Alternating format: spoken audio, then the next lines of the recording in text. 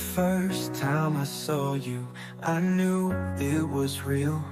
A love like no other, a heart you can feel. Every whisper, every touch, every word you say. With you by my side, I'll never fade away. And when the world falls apart, I'll be the one to heal your heart. No distance, no time could ever sever this bond between us. I'll love you forever, I'll love you forever. Through all of the years, through every joy and every tear, in every moment, no matter the weather, I'll love you forever, now and forever. I'll love you forever, with all of my soul. No matter where life takes us, we're always whole. With every heartbeat, we'll stay together. I'll love you forever, now and forever. Your smile is the sunshine that lights up my day. With every step, I know we'll find our way. No dream is too big when we're side by side. I'm yours forever, no secrets to hide. And when the world falls apart, I'll be the one to heal your heart. No distance, no time could ever sever this bond between us. I'll love you forever, I'll love you forever. Through all of the years, through every joy and every tear, in every moment, no matter the weather, I'll love you forever, now and forever. I'll love you forever, with all of my soul. No matter where life takes us, we're always whole. With every heartbeat, we'll stay together. I'll love you forever, now and forever. In the quiet nights,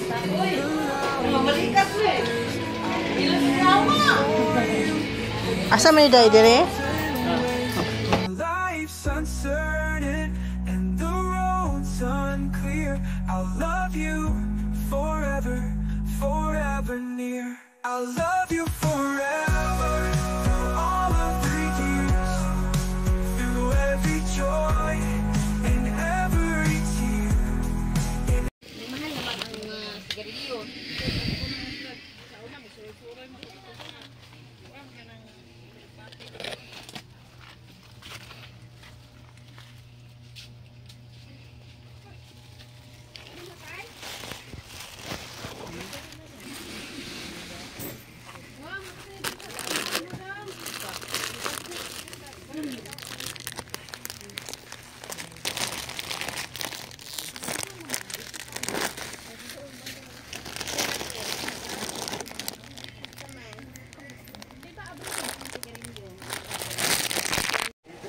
Namoy kuan dong gatas.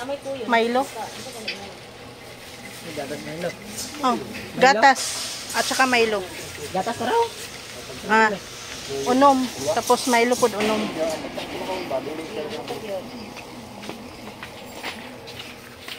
Unom? Ano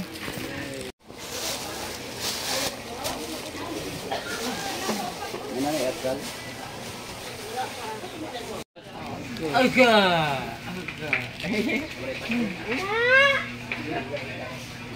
So mahal na talaga ang kuan karon. Laki ng grapes oh. Klaseng grapes kaya to.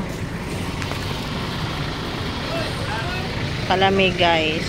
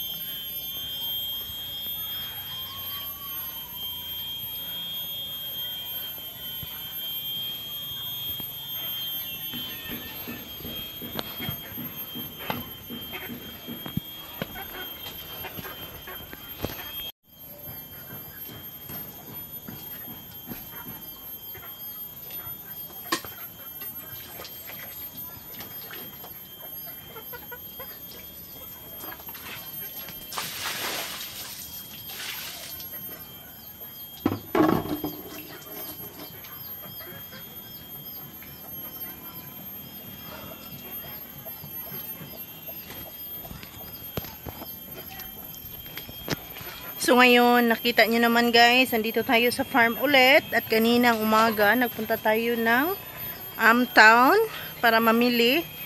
So, basically, nagpunta tayo ng town para makuha natin yung pagkain ng ating manok, which is yung darak. Or sa amin na dialect, tahop. Yun lang pinakami na pagkain ng namin na manok. So, nagawa ko na ngayon. Magpiprepare tayo ng pagkain nila. Usually guys, yun lang naman talaga ginagawa ko everyday. Which is really good kasi kagaya nga ng sinabi ko, umuwi ako ng Pilipinas para makapagpahinga. At nagawa ko naman talaga yung grabe talagang pahinga guys. So ngayon, kukwento ko pala sa inyo guys, no. Alam ko kayo mga OFW, hindi nyo to alam. So at least kung matagal na kayo dyan sa bansa, kung nasaan man kayo ngayon, at least alam nyo kung ano talagang nangyayari dito sa Pilipinas.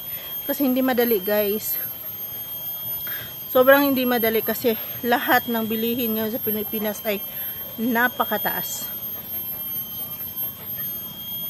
Pagkain ng mga hayop, napakataas. Tag 40 kilo where dati nasa tagdusi lang yung kilo nung umalis ako 12 years ago. Nasa dusi lang kilo yung mga grower, pero ngayon guys tag 40 kilo. So that's not easy. It's very difficult in the Philippines right now. So kayo, nag-isip-isip kayo kung uwi pa ba kayo ng Pilipinas, hindi. Pero kung uwi kayo, not bad. Kasi isipin nyo din naman yung mental health niyo, baka namimiss yung Pilipinas. Pero ako sa 15 ko, 15 taon doon sa abroad, nakauwi talaga ako after 15 years. Babalik pa rin ako guys. Kasi as I said, sobrang mahal ng Pilipinas. Sobra talaga. So yun lang, chika ko sa inyo. Times 3, kung ano yung gaya ng bigas na dati tag 20, tag 18, walang lampas 20, ngayon tag 50, 60. So times 3 guys, ang mga pagtaas ng bilihin ngayon. Sobra. Kayo mag-iisip kayo, mag-ipon kayo. Kung mayari, kung kaya nyo pa magtrabaho sa abroad, dyan lang kayo guys. Kasi talaga mahirapan kayo sa Pilipinas. Nako, nasabi ko sa inyo. Yung mga pagkain na tag 40 kilo, yung grower nila. So yun yung pagkain nila guys. Ito dalawa na lang to. Yung iba kung 45 days sa binta na. So ito meron to silang pag pinaghandaan kung saan sila pupunta. Alright. So meron lang kayong ideya guys kung ano na talagang nangyayari sa Pilipinas. At maliban dyan, meron din yan silang mga gamot. Meron din yan silang mga gamot guys. Ito, ang Broxetil. Yan. At meron din silang vitamins na sobrang mamahal. Ito, 25 ang isang piraso. Tag 25 each. Yan sila. So, 'di ba, ang mahal mag-alaga ng mga livestock this time sa Pilipinas.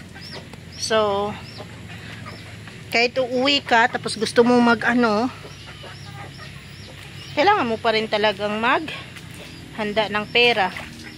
Kasi hindi po talaga madali guys. As in.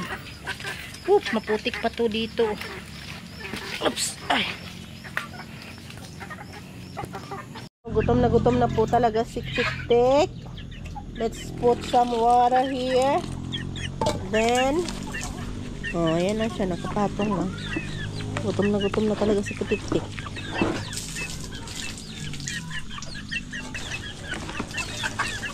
So, ito yung pagkain nila guys. Tangkong na may yan.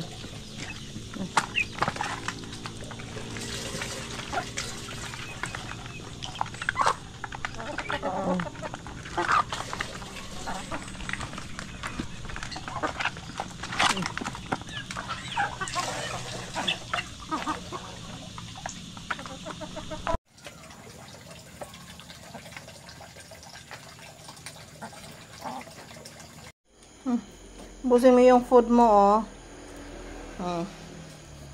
Hindi ka magtapon ng pagkain.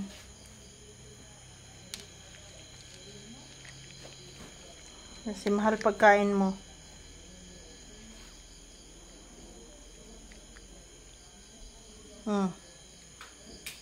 Kainin mo yan, oh. Pwede mag-ano ng pagkain. Ay, ginago.